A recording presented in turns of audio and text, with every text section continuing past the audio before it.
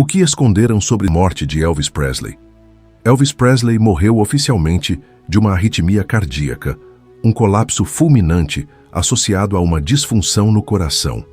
O cantor foi encontrado inconsciente no chão do banheiro de sua mansão, Graceland, em Memphis, no dia 16 de agosto de 1977. Essa é a versão que ficou registrada nos livros de história, a versão que a maioria das pessoas conhece. Mas embora a parada cardíaca seja a causa oficial, existem fatores críticos e profundamente controversos que contribuíram diretamente para a sua morte precoce, aos 42 anos de idade, fatores que, décadas depois, ainda dividem médicos, jornalistas e a própria família dele. Como um homem cercado de médicos, assistentes e segurança particular, pôde morrer sozinho no chão do próprio banheiro, sem que ninguém interrompesse o que estava claramente saindo de controle havia anos. Quantas pessoas ao redor dele perceberam o que estava acontecendo e escolheram não dizer nada? E o mais perturbador de tudo, será que alguém poderia realmente ter salvo Elvis Presley, ou o destino dele já estava selado muito antes daquela tarde de agosto? É isso que vamos investigar neste dossiê. Vamos trazer as verdadeiras causas por trás dessa morte e o que realmente aconteceu nos últimos dias de Elvis Presley. Elvis Presley, o nome sozinho, já carrega o peso de uma era inteira da música mundial. Nascido em uma família humilde no Mississippi, ele cresceu ouvindo tanto os hinos das igrejas do sul dos Estados Unidos, quanto o blues e o rhythm and blues das comunidades negras da região. Uma mistura que, anos depois, ajudaria a moldar um som completamente novo. Ainda jovem, mudou-se com a família para Memphis, no Tennessee, cidade que se tornaria para sempre associada ao seu nome. Foi ali que, em meados dos anos 50, ele gravou suas primeiras canções e, junto com um punhado de outros artistas, ajudou a popularizar o rock and roll nos Estados Unidos. Um gênero que até então dividia opiniões e enfrentava resistência por misturar sonoridades associadas a públicos diferentes. Seu jeito de se mover no palco, considerado ousado e até escandaloso para a época, chocou parte da sociedade americana e, ao mesmo tempo, transformou-o instantaneamente em ídolo entre os mais jovens. Em poucos anos, ele deixou de ser apenas um cantor regional e se tornou um fenômeno global, estampando capas de revista, protagonizando filmes de Hollywood e enchendo estádios inteiros ao redor do mundo. Mas nos últimos anos de vida, o homem por trás desse mito vivia uma realidade completamente diferente da imagem que o público via nos palcos. E essa diferença ficaria brutalmente clara nas suas últimas semanas. Nos últimos anos de vida, o corpo de Elvis já vinha dando sinais de alerta havia muito mais tempo do que a maioria das pessoas imagina. Os primeiros problemas sérios de saúde começaram a aparecer ainda por volta de 1970, com uma infecção nos olhos que evoluiu para glaucoma e dores nas costas que só pioravam com o passar dos anos. Mas foi a partir de 1973, o mesmo ano em que se divorciou oficialmente de Priscilla Presley, que sua saúde começou a desmoronar de forma acelerada. Entre outubro e novembro daquele ano, ele foi internado às pressas no Hospital Baptist Memorial, em estado semicomatoso, com icterícia, dificuldade respiratória, o rosto inchado e o abdômen distendido. Os exames indicaram hepatite e uma úlcera sangrante, causadas em parte pelo excesso de cortisona usada para tratar suas dores nas costas. Menos de 2 anos depois, em janeiro de 1975, ele foi internado outra vez, agora com megacólon, hipertensão, fígado gorduroso e uma torção intestinal. Poucos meses depois, em agosto do mesmo ano, precisou ser levado às pressas de volta para Memphis, dessa vez com um novo diagnóstico: doença pulmonar obstrutiva crônica, mesmo sem nunca ter sido fumante, além do agravamento do quadro no fígado.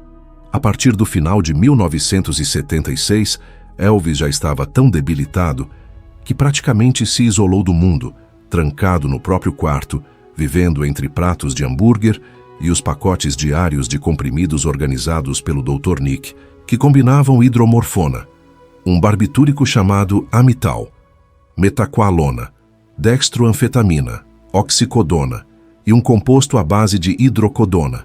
Tudo isso tomado como parte da rotina. Em abril de 1977, ele foi internado pela quarta e última vez. E os médicos encontraram, além de tudo isso, anemia, hepatite crônica, doença pulmonar, glaucoma, hipertensão e o megacólon ainda presente, um verdadeiro colapso silencioso, afetando estômago, fígado, coluna e olhos ao mesmo tempo. E mesmo diante de tudo isso, Elvis insistia em manter uma agenda de turnês brutal. Em um de seus últimos shows, ele chegou a declarar publicamente que seu corpo doía muito, mas que se apresentaria mesmo assim, custasse o que custasse. Segundo relatos de pessoas próximas, havia uma pressão financeira real por trás dessa insistência. Seu empresário, o Coronel Parker, tinha dívidas de jogo. E várias pessoas da equipe dependiam do dinheiro das turnês para sustentar suas famílias. Fisicamente, o quadro seguia piorando a cada mês. Elvis chegou a pesar quase 135 quilos. Seu corpo ficou inchado. Ele tinha dificuldade extrema para dormir e sofria de constipação crônica. Mesmo assim, continuou uma agenda pesada de turnês em 1977, o show em Indianápolis. Por exemplo, foi apenas o 55º daquele ano.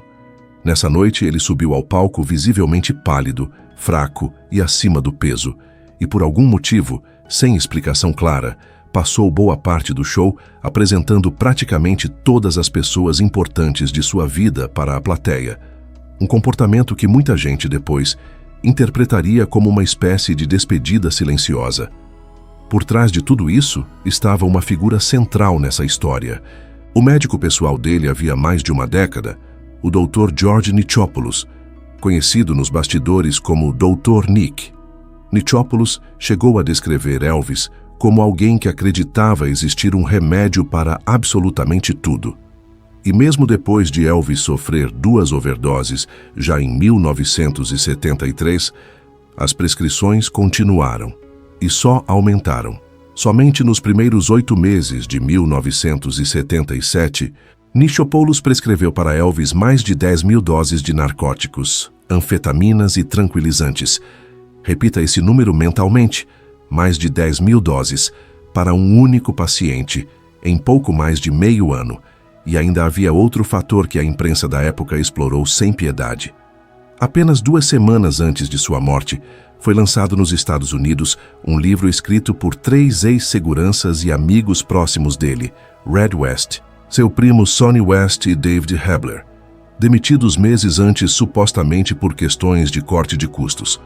A obra revelava detalhes íntimos e constrangedores sobre seu comportamento e sua dependência de medicamentos, e acabaria vendendo mais de 3 milhões de cópias após sua morte, algo que teria deixado Elvis extremamente abalado e ansioso naqueles últimos dias. E aqui ficam as perguntas que quero que vocês respondam nos comentários. Será que as pessoas ao redor de Elvis perceberam a gravidade da situação e escolheram ficar em silêncio por causa do dinheiro e da fama envolvidos? E se alguém tivesse tido coragem de dizer basta de verdade anos antes daquele livro sair, será que hoje estaríamos contando uma história completamente diferente? Ou será que, no fundo, ninguém conseguia mesmo dizer não a Elvis Presley? Curiosamente, mesmo com a saúde em colapso silencioso, Elvis continuava sendo, aos olhos do público, o mesmo artista generoso e cativante de sempre, capaz de presentear estranhos com carros e joias sem pensar 2 vezes. Um contraste enorme entre a imagem pública de um homem gentil e presente e a realidade privada de alguém cada vez mais dependente de uma rotina química que já fugia de qualquer controle médico responsável e que estava prestes a ser exposta ao mundo de uma forma que ninguém esperava. Foi assim que chegamos à madrugada de 16 de agosto de 1977. Na noite anterior, por volta das 10h30, Elvis foi ao dentista, o Dr. Lester Hoffman, para uma limpeza e 2 restaurações, acompanhado de sua namorada na época, Ginger Alden. Nada naquilo parecia fora do comum, era só mais uma consulta de rotina. Pouco antes da meia-noite, os 2 retornaram para Graceland. Já era madrugada quando Elvis, sentindo dores decorrentes do procedimento dentário, ligou para o consultório do Dr. Nick pedindo mais analgésicos. O médico prescreveu comprimidos de Dilaudid, um narcótico potente, e o meio-irmão de Elvis, Ricky Stanley, foi até uma farmácia de plantão dentro do próprio Hospital Baptist Memorial para buscá-los. Por volta das 4 da manhã, já tendo tomado a medicação, Elvis acordou seu primo Billy Smith e a esposa dele para uma partida de raquetebol. Segundo relatos de quem estava presente, ele já se movia com dificuldade, jogando de forma lenta, quase sem energia, e em determinado momento chegou a se acertar com a própria raquete, machucando a perna. A partida foi encerrada logo em seguida. Ainda relutante em dormir, Elvis se sentou ao piano por volta das 4h30 e cantou algumas canções gospel, incluindo uma versão de Blue Eyes Crying in the Rain, algo que fazia com frequência nas noites em que não conseguia descansar. Por volta das 5 da manhã, ele finalmente subiu para o quarto com Ginger, e ela relatou depois que ele pegou um livro sobre o Santo Sudário de Turim para ler antes de dormir, um hábito comum dele, e disse que iria até o banheiro, pedindo para não ser incomodado. Ginger acordou horas depois, por volta da 1h30 da tarde, e percebeu que Elvis ainda não havia saído. Ao bater na porta do banheiro e não obter resposta, ela entrou e o encontrou caído no chão, em frente ao vaso sanitário, sem sinais de vida, o corpo já rígido. Ela gritou por socorro, chamando 2 assistentes próximos de Elvis, que correram até o local e imediatamente acionaram o corpo de bombeiros. Uma ambulância foi despachada às pressas para Graceland. O pai de Elvis, Vernon, e sua filha Lisa Marie, na época com apenas 9 anos, chegaram a entrar no banheiro, mas a menina foi rapidamente retirada da cena por outros membros da equipe. A ambulância seguiu em disparada para o Baptist Memorial Hospital, na Union Avenue, em Memphis, com a equipe médica já tentando reanimação dentro do próprio veículo. Elvis deu entrada no hospital por volta das 2h56 da tarde, ainda sem sinais vitais. Médicos trabalharam por quase meia hora tentando reverter o quadro, mas sem sucesso. Às 3h30 da tarde, Elvis Presley foi oficialmente declarado morto, aos 42 anos de idade. Poucas horas antes, ele ainda parecia estar de bom humor, e naquela mesma noite estava programado para embarcar rumo a Portland, no Maine, dando início a mais uma etapa de sua turnê nacional, que jamais aconteceria. A autópsia começou na tarde do próprio dia 16 de agosto, dentro do Baptist Memorial Hospital, e não do Instituto Médico Legal do outro lado da rua, porque centenas de fãs desesperados já cercavam o local e as autoridades temiam um tumulto. O procedimento foi conduzido por uma equipe de 9 médicos, liderada pelo Dr. Eric Muirhead, chefe de patologia do hospital, junto com o Dr. Noel Florendo e o médico legista do condado de Shelby, Dr. Jerry Francisco, que também havia conduzido anos antes a autópsia de Martin Luther King Jr. A autópsia levou cerca de 2 horas para ser concluída. Mas por volta das 8 da noite daquele mesmo dia, antes mesmo do procedimento terminar oficialmente, Francisco decidiu, por conta própria e sem o consentimento dos outros 2 patologistas, convocar uma coletiva de imprensa. Ali, ele declarou publicamente que os achados preliminares apontavam arritmia cardíaca como causa da morte e afirmou, categoricamente, que não havia nenhuma evidência de que drogas tivessem qualquer participação no caso. Muirhead e Florendo, segundo relatos posteriores, ficaram genuinamente chocados com a atitude do colega, já que a conclusão anunciada nem sequer refletia o que a equipe já vinha observando durante o exame. Anos depois, viria à tona que Francisco teria agido daquela forma a pedido da própria família de Elvis, preocupada com o impacto público de uma morte associada à overdose. Durante a autópsia, os médicos não encontraram evidências de derrame ou doença pulmonar aguda, mas confirmaram diabetes crônica, glaucoma e um quadro grave e prolongado de constipação intestinal. Semanas depois, quando o exame toxicológico completo finalmente ficou pronto, a versão anunciada por Francisco começou a desmoronar. O laudo revelou a presença de 14 substâncias diferentes no sangue, e nos tecidos de Elvis, sendo 10 delas encontradas em níveis significativos, incluindo dilaudide, percodan, demerol, quaalude e codeína. O dado mais alarmante era justamente o nível de codeína, encontrado numa concentração aproximadamente 10 vezes superior à faixa terapêutica normal. Um relatório toxicológico posterior chegaria a afirmar, em linguagem técnica, que embora outras substâncias como diazepam, metaqualona, fenobarbital e eticlorvinol estivessem dentro ou abaixo dos limites esperados isoladamente, o caso precisava ser analisado pelo efeito farmacológico cumulativo de todas as drogas identificadas em conjunto, e não isoladamente.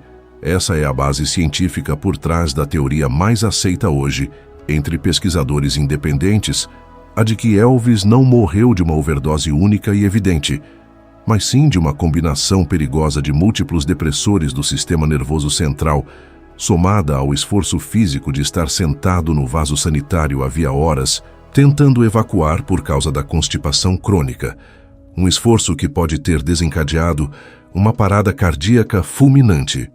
Diante da gravidade dessas descobertas, o Conselho de Medicina do Tennessee abriu um processo formal contra o Dr. Nick, e ele foi posteriormente indiciado pela Justiça, acusado de prescrever, entre outras substâncias, o narcótico sintético dilaudide, os analgésicos percodan e demerol, os sedativos quaalude e parest, o barbitúrico emital, os estimulantes dexedrine e bifetamine, e um supressor de apetite, especificamente para Elvis ao longo de mais de um ano.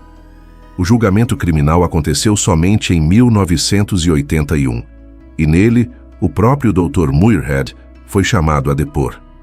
Questionado sobre uma conversa que teve com Nichopoulos após a autópsia, Muirhead relatou que o médico lhe disse que Elvis sempre tinha acesso a medicamentos de alguma forma, e que mesmo quando ele retirava um frasco de perto do cantor, no dia seguinte já havia outro para substituí-lo.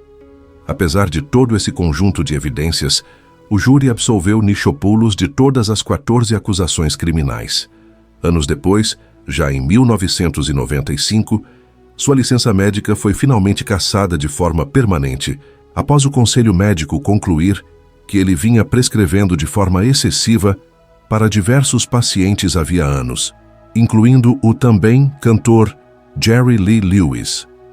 O próprio Jerry Francisco, décadas depois, em 2008, ainda defendia publicamente sua conduta, afirmando apenas que havia dito a verdade da forma como a enxergava naquele momento. Até hoje, uma autópsia particular, solicitada pela própria família de Elvis na época, permanece lacrada e, segundo relatos, só deve ser tornada pública oficialmente em 2027, alimentando ainda mais especulações sobre detalhes que nunca foram totalmente esclarecidos. É importante deixar claro que essa é uma discussão médica e jurídica real, documentada em processos judiciais e depoimentos sob juramento, e não uma teoria sem fundamento. E aqui fica outra reflexão para vocês. Você acredita que, se Elvis fosse uma pessoa comum, sem fama e sem dinheiro, um médico teria conseguido prescrever esse volume de substâncias controladas por tanto tempo sem qualquer punição imediata? Por que um homem foi absolvido, mesmo depois de todas as provas apresentadas, enquanto Elvis Presley pagou com a própria vida? E até que ponto a fama protege quem deveria, na verdade, estar sendo vigiado mais de perto do que qualquer outra pessoa? Deixe sua resposta nos comentários. Essa reflexão diz muito sobre como tratamos a saúde de quem está no topo. A notícia se espalhou pelos Estados Unidos numa velocidade impressionante para a época. Uma rádio de Memphis foi a primeira a confirmar oficialmente a morte, seguida rapidamente por uma emissora de televisão local que interrompeu sua programação, e em poucas horas as redes nacionais já levavam a notícia para o país inteiro. Nas ruas, o choque era generalizado. Pessoas relataram ter parado o que estavam fazendo, chorado dentro do próprio carro, sem conseguir acreditar que aquilo fosse real. Ainda naquela noite, a Casa Branca confirmou que o presidente Jimmy Carter se pronunciaria sobre a morte. afirmando que a partida de Elvis privava o país de uma parte de si mesmo, chamando-o de único e insubstituível. Outros artistas também se manifestaram publicamente. Um ex-integrante dos Beatles declarou que o rei estava morto, mas que o rock and roll jamais morreria. Já um dos fundadores dos Beach Boys descreveu a voz de Elvis como um verdadeiro milagre dentro da indústria musical. Nos dias seguintes, mais de 30 mil pessoas foram autorizadas a entrar em Graceland para o velório, formando filas gigantescas ao redor do bairro inteiro. No dia do funeral, em 18 de agosto, celebridades como a atriz Anne Margaret, o cantor James Brown e o ator George Hamilton compareceram à cerimônia, realizada na sala de estar da própria mansão. Dias depois, o pai de Elvis, Vernon Presley, concedeu uma entrevista a um jornal local, agradecendo publicamente à imprensa e às autoridades de Memphis pelo respeito durante aquele período, e explicando que não foi possível permitir que todos os fãs vissem o corpo por questões de segurança. Segundo o relato dele, na tarde da morte, ele e o empresário de Elvis estavam discutindo detalhes da próxima turnê quando receberam a notícia. E assim, finalmente, respondemos à pergunta que abriu este vídeo. Elvis não morreu por falta de cuidado médico ao seu redor. Ele morreu, em grande parte, por excesso dele, dentro de uma rede de prescrições que se acumulou por quase uma década, somada ao isolamento, à pressão financeira, ao peso de décadas de fama e a um corpo que já não aguentava mais a rotina que lhe era imposta. Quase 5 décadas depois, seu legado segue absurdamente vivo.